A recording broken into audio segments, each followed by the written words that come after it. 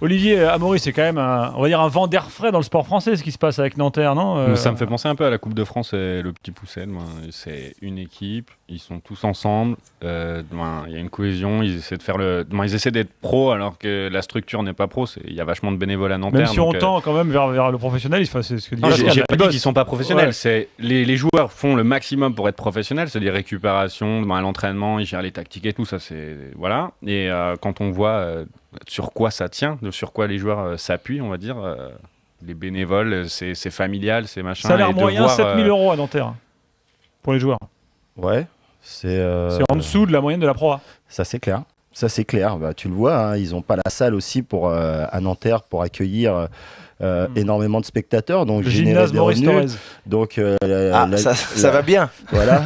Derrière ça, ils vont jouer à la Halle Carpentier, le hangar à pigeons, où joue aussi le PSG handball en Ligue des Champions, qui est indigne du sport collectif à ce niveau-là.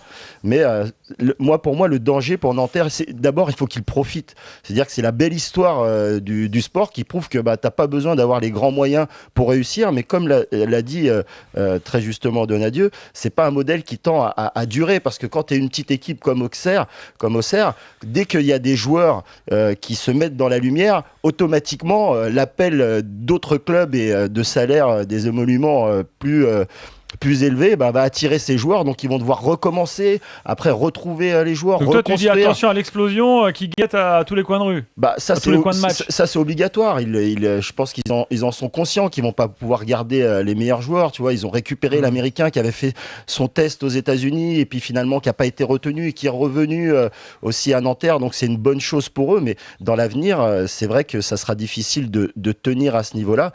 Moi ce que je dis c'est qu'il faut profiter, c'est magnifique, c'est une super belle histoire, ça met en éclairage le basket français, comme le disait Serge, des valeurs, même si ce mot-là il est utilisé un peu n'importe comment, mais c'est la belle histoire du basket français en ce moment, ils occultent tout, quoi.